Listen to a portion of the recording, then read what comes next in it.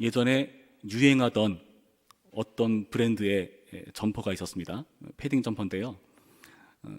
유행했어요. 그러니까 너도 나도 그 점퍼를 사기 위해서 혈안이 되어 있었죠. 그래서 그 점퍼를 사람들이 등골 브레이커라고 부르더군요. 가격이 굉장히 비쌌거든요. 비싸면은 안 사면 되잖아요. 그런데 너도 나도 사야 하는 겁니다. 왜 사야 될까요? 여러분 어떨 때 물건을 사십니까? 필요에 의해서 사기도 하지만 또 어떨 때는 나만 없을 때 그걸 못 견디잖아요. 그러니까 나도 그것을 가져야겠다 하는 생각을 하는 거죠. 너도 나도 그 등골 브레이커가 되는 그 패딩 점퍼를 입고 그렇게 만족해하는 상황. 근데 그게 만족이 될까요? 또 다른 무언가를 추구해 나가겠죠. 여러분, 우리는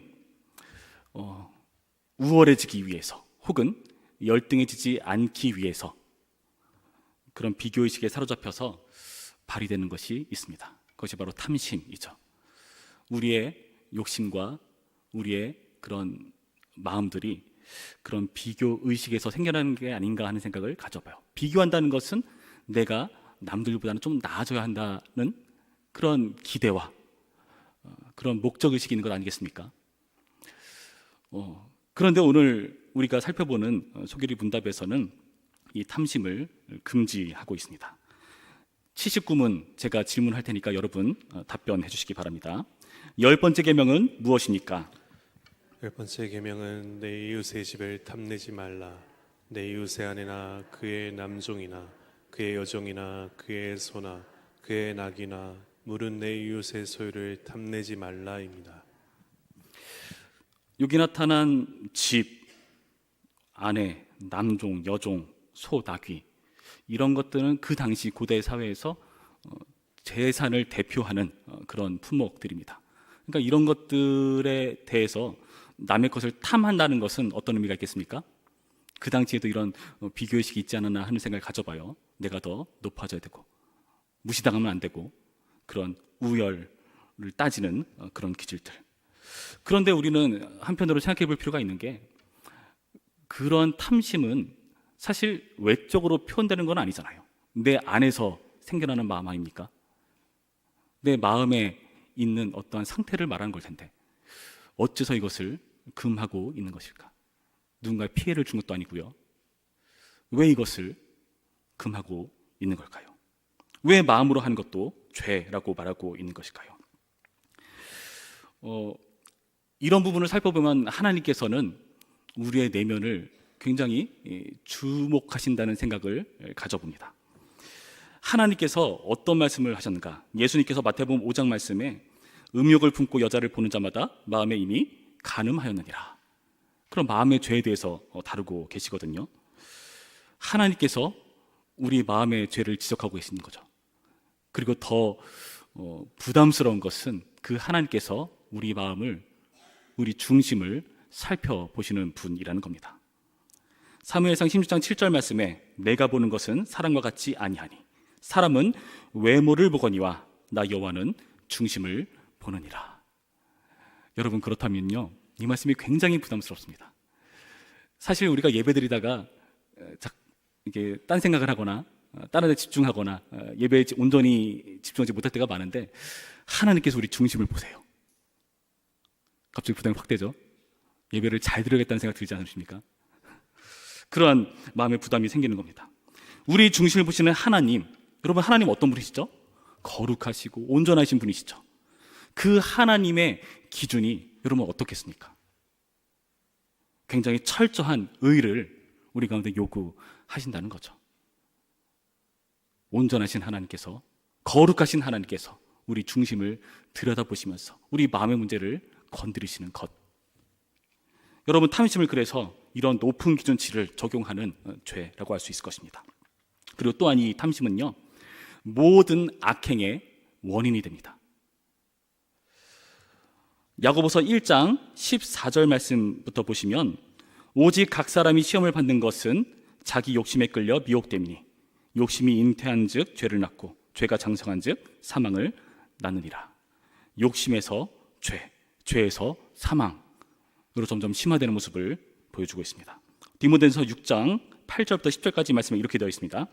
우리가 먹을 것과 입을 것이 있은즉 족한 줄을 알 것이니라. 부하려 하는 자들은 시험과 올무와 여러 가지 어리석고 해로운 욕심에 떨어지나니 곧 사람으로 파멸과 멸망에 빠지게 하는 것이라. 돈을 사랑함이 일만 악의 뿌리가 되나니 이것을 탐내는 자들은 미혹을 받아 믿음에서 떠나 많은 근심으로써 자기를 찔렀도다. 겉으로 드러나는, 행동으로 드러나는 그런 죄에 대해서 그 원인이 되는 것이 바로 탐심이라고 우리 가운데 밝혀주고 있습니다. 이에 대한 대표적인 인물은 다윗을 들 수가 있을 겁니다. 다윗은 어떤 사람이었습니까? 정말 하나님의 기름 부음 받은 이스라엘이 자랑하는 왕으로서 대단한 인물이었죠. 그런 그가 죄를 짓습니다. 이웃의 아내 밧세바를 보고 그 마음에 음욕을 품죠. 탐심을 품습니다. 그래서 어떤 일들이 발생합니까? 그 아내를 도둑질해오고 간음하고 살인을까지 저지르는 점점 확대되는 죄악을 확인하는 거죠. 어떤 죄든지 작은 데서 멈추는 법은 사실 드문 것 같습니다. 우리가 경계하거나 누군가의 지적을 당하거나 우리 스스로 지켜나가지 못한다면 우리 죄는 점점점 확장되고 심화되는 그런 모습들. 우리 마음속에 있는 생각들이요, 여러분, 알게 모르게 은연중에 우리의 외적으로 표현되게 되어 있죠. 기분이 나쁘면 기분 나쁜 표정이 나올 수밖에 없는 거고, 마음속에 불편한 마음을 품으면 그 불편한 태도와 행동들이 나오게 마련이라는 것입니다. 악행의 원인이 되는 그런 탐심에 대해서 이렇게 지적을 해주고 있다는 겁니다. 그런데 탐심이 더 심각한 건 뭔지 아십니까? 이 탐심이 더 심각한 이유는 골로에서 3장 5절 말씀에 이렇게 되어 있거든요. 그러므로 땅에 있는 지체를 죽이라. 곧 음란과 부정과 사욕과 악한 정욕과 탐심이니 탐심은 우상숭배니라. 탐심이 우상숭배라고 말씀하고 계세요. 여러분, 우리가 예레미야서를 새벽에 계속 보고 있는데 그 예레미야서 말씀 보시면 하나님께서 우상숭배 굉장히 싫어하시거든요. 탐심이 어떻게 우상숭배라고 불릴 수 있는 걸까요? 왜 그렇다고 생각하십니까? 마태복음 6장 19절부터의 말씀에 예수님께서 이런 말씀을 주시는데 힌트가 될 겁니다. 너희를 위하여 보물을 땅에 쌓아두지 말라. 거기는 좀과 동록이 해하며 도둑이 구멍을 뚫고 도둑질하느니라. 오직 너희를 위하여 보물을 하늘에 쌓아두라. 거기는 좀이나 동록이 해하지 못하며 도둑이 구멍을 뚫지도 못하고 도둑질도 못하느니라. 내 보물이 있는 그곳에는 내 마음도 있느니라. 보물이 있는 곳에 마음이 있다고 설명하죠. 그렇다면 이 탐심이 왜 우상숭배가 되는 걸까요? 우리 마음이 오로지 거기 집중되기 때문이죠. 어느 정도로요? 하나님을 보지 못할 만큼, 하나님의 가치 있게 여기는 것들을 무시할 만큼, 외면할 만큼 우리는 이 마음이 보물을 향해 있다는 거죠.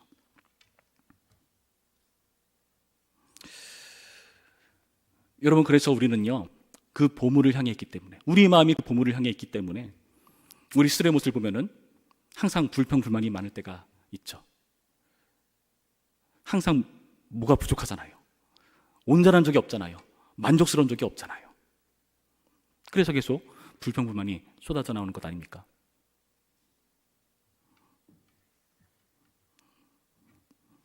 우리 처지에 대한 불만에서 비롯된 그런 탐심이라는 겁니다. 그런데 오늘 소규리 문답 81문을 보시면 이렇게 되어 있거든요. 제가 81문 질문 드리겠습니다. 여러분 답변해 주시기 바랍니다. 10번째 계명에서 금지하는 것은 무엇입니까? 10번째 계명에서 금지하는 것은 우리 자신의 처지에 대해 모든 불만, 이웃의 행복에 대한 시기와 슬픔, 그의 모든 소유에 대한 지나친 행동과 애정입니다. 우리 처지에 대해서 불만 갖지 말라고 되어 있죠. 이웃의 행복에 대한 시기와 슬픔, 비교 시간입니까? 그의 모든 소유에 대한 지나친 행동과 애정, 무언가를 차지하려 드는 우리의 욕심들, 탐심에서 비롯된 그러한 죄악들을 금지하라는 하고 있다는 거죠. 그러나 이런 물질이 과연 우리를 만족해 해주는가, 우리를 온전케 해주는가, 그렇게 보일지 모릅니다. 그러나 그렇지 못하다고 성경은 우리에게 밝혀주고 있습니다. 요한일서 2장 16절부터의 말씀 보시면 이렇게 되어 있습니다. 이는 세상에 있는 모든 것이 육신의 정욕과 안목의 정욕과 이생의 자랑이니 다 아버지께로부터 온 것이 아니요 세상으로부터 온 것이라. 이 세상도 그 정욕도 지나가되 오직 하나님을 행하는 자는 영원히 거하느니라. 이 세상도 그 정욕도 지나간다 말씀하죠. 베드로후서 3장 12절 말씀, 하나님의 날이 임하기를 바라보고 간절히 사모하라. 그날에 하늘이 불에 타서 풀어지고 물질이 뜨거운 물에 녹아지려니와 우리는 그의 약속대로 의가 있는 곳인 새하늘과 새 땅을 바라보도다. 하늘이 불에 타서 풀어지고 물질이 뜨거운 물에 녹여진다 밝혀주고 있습니다. 다시 말해서 이러한 물질은요, 일시적이라는 거죠. 우리도 일시적이죠. 우리도 흙으로 돌아가는 존재들입니다. 우리가 흙으로 돌아가면요, 태어날 때처럼 아무것도 가지지 못하고 돌아갈 겁니다. 우리가 일찍 죽어서도 그렇고, 그리고 이 세상에 있는 것도 그렇습니다. 일시적이기 때문에 우리가 그것을 움켜잡을 수가 없다는 것입니다. 그리고 이것은요, 우리의 생명과 무관한 것들입니다. 누가복음 12장 15절 말씀에 이렇게 되어 있습니다. 그들에게 이르시되 삼가 모든 탐심을 물리치라. 사람의 생명이 그 소유에 넉넉한 데 있지 아니하리라 하시고, 사람의 생명이 소유에 넉넉함에 있지 않다고 말씀하시죠. 우리가 많이 가지면은, 돈이 있으면은 우리가 뭔가 생명을 소유할 것 같은 그런 착각 속에 살 때가 있죠. 어떤 부자들은 보니까 젊어지는 약에 엄청난 돈을 투자해가지고 계속해서 그 젊음을 유지한다고 하는데, 과연 어디까지 갈까요? 영원히 살 수 있을까요? 죽지 않기 위해서 이 인류는요, 의학을 발달시켰고요, 굶어 죽지 않기 위해서 농업을 발전시켜왔고, 그 여러 가지 것들이 다 죽음에서 벗어나고자 하는 발버둥에서 나온 거죠. 그러나 그 모든 것이 일시적에 불과하다. 그것의 실체는 우리의 생명과 무관하다라고 오늘 말씀은 밝혀주고 있다는 겁니다. 여러분, 그래서요, 우리는요, 아무것도 가지고 돌아갈 수 없습니다. 이 세상에 다 두고 가야 합니다. 저는 어떨 때 너무 경제적으로 궁하거나 힘들 때 하나님께 이렇게 한탄하듯이 내뱉습니다. 하나님, 희년 빨리 와야 되잖아요. 희년이 되면요, 그 안식일이 7일째마다 안식일이 있고 7년째마다 안식년이 있잖아요. 그 안식년이 또 7번 반복되고 50년째 되는 해, 그 희년이 선포되죠. 그 희년은 모든 것이 원래대로 돌아가는 겁니다. 그러니까 포로도 자유케 되고, 남의 소유였던 거 다시 돌려주고, 그 모든 것이 원상복구되고 온전해지는 것을 희년이라고 하는데요, 저는 그날이 정말 빨리 왔으면 좋겠습니다. 구약의 율법에는 그 희년을 분명히 얘기하는데 이스라엘은 단 한 번도 희년을 지킨 적이 없습니다. 왜 그랬을까요? 그게 자기한테 손해거든요. 우리 지난 주일에 한동훈 전도사님이 그 설교 중에 그 희년에 대해서 말씀하셨잖아요. 희년이 선포되면은 종은 너무나 좋다, 자유케 되니까요. 근데 주인 입장에서는 종을 풀어줘야 되는 거잖아요. 그래서 무슨 말씀하셨죠? 이 희년이 있는 이유는 이 세상에 참 주인은 오직 하나님 뿐이시라는 것을 우리 가운데 보여주기 위해 있는 그러한 제도다 말씀했는데, 참 은혜가 되었습니다. 여러분, 오늘 말씀을 통해서 우리는 하나님의 그 누구도 주인일 수 없고 우리가 움켜잡을 수 없다는 것을 깨달아야 합니다. 물질은, 그 실체는 생명과 무관하고요, 일시적이라는 것을 여러분 기억하셔야 됩니다. 여러분, 그런데 이렇게 물질이 다 없어져 버릴 것이고 뭐 다 알겠는데, 실제로 우리는 그 돈이 필요하잖아요. 실제로 우리가 물질이 많았으면 좋겠잖아요. 어떻게 해서 이 탐시의 문제를 우리가 극복해 나갈 수가 있을까요? 그 탐심을 극복할 수 있는 비결은 무엇일까요? 제가 80문을 질문 드리겠습니다. 여러분, 그 80문을 들으시고 답변해 주시기 바랍니다. 10번째 계명에서 요구하는 것은 무엇입니까? 번째 계명에서 요구하는 것은 우리 자신의 처지에 대한 완전한 만족, 이웃과 그의 모든 소유에 대한 바르고 자비로운 마음의 상태입니다. 무엇을 말합니까? 자족하는 것, 스스로 만족하는 것을 밝혀주고 있습니다. 만족하면은 가능하다. 스스로 지금의 상태에 우리가 자족한다면은 탐심을 극복할 수 있다. 가능할까요?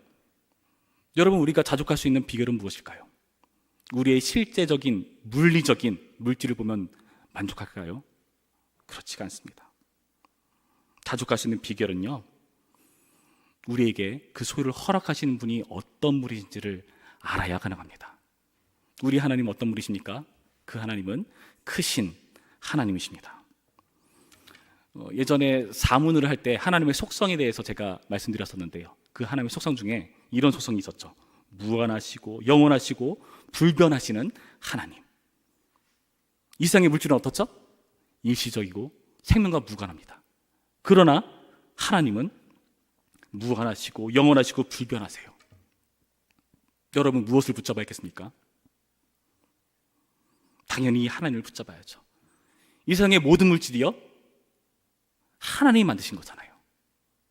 하나님께서 창조하신 그 창조물에 지나지 않습니까? 우리가 뭔가 만들었다고요? 뭔가를 개발했다고요? 다 거기서 나온 것뿐들이죠. 하나님은 크신 하나님이시라는 겁니다. 그리고 그 하나님께서 어떤 분이십니까?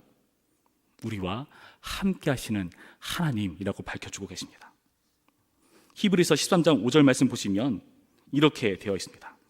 돈을 사랑하지 말고 있는 바를 족한 줄로 알라. 그가 친히 말씀하시기를 내가 결코 너희를 버리지 아니하고 너희를 떠나지 아니하리라 하셨느니라. 족한 줄 알아야 하는 그 비결은 우리를 떠나지 아니하시는 하나님 때문에.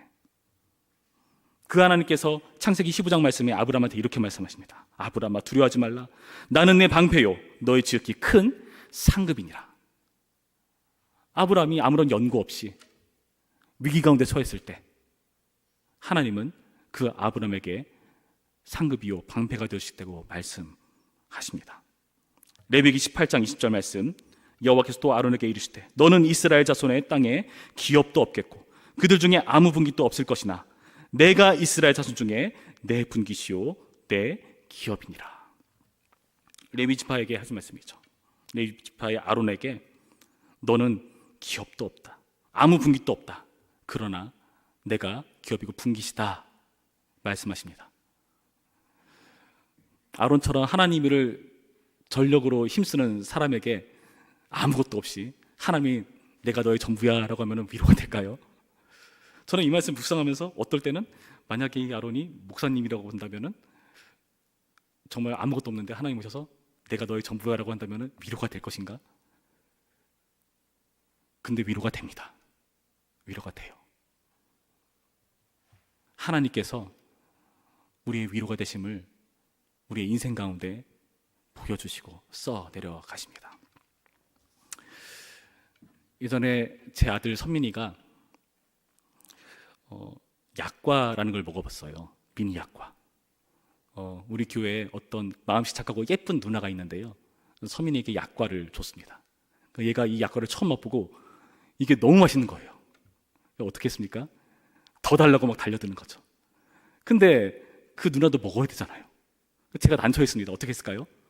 억지로 막 데리고 끌고 나왔어요. 얘가 막 난리가 났죠. 근데 제가 그 아이를 데리고 어디로 데려갔는지 아십니까? 저희 집 앞에 있는 편의점을 데려갔습니다. 약과가 있더라고요. 야, 집어. 딱 집어요. 그리고 주인한테 딱 내놓으니까 딱 계산한다. 띡 1,000원. 1,000원짜리 약과를 사줬습니다. 제가 집에 가서 약과를 주면서 아이한테 뭐라고 했는지 아십니까? 아들, 약과 누가 사줬지? 아빠. 아빠 만세! 만세! 1,000원짜리 약과. 제가 1,000원짜리 약과로 온갖 생색을 다 냈습니다. 기분은 좋더라고요. 그렇게 아이들한테 경배를 받으니까요. 여러분, 여러분의 부모님이 이건희나 정주영 씨처럼 부자면 얼마나 좋겠습니까? 그러나 정말 우리에게서 최고의 직업은요, 바로 부모님의 직업이에요. 왜일까요? 부모님의 직업이 왜 최고의 직업일까요? 그 급여가 자녀들을 위해 사용되잖아요.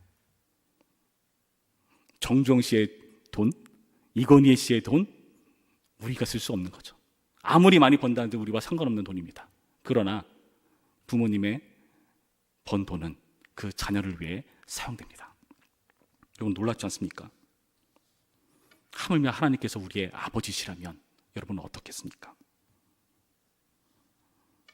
크신 하나님, 우리와 함께 하시는 하나님이 우리의 아버지가 되셔서 우리보다 우리를 더 잘 아시고요, 정말 우리가 필요한 게 뭔지를 아시고요, 우리에게 해가 되는 게 뭔지도 아십니다. 그래서 우리가 잘못 구한 것까지 제대로 응답을 해주시죠.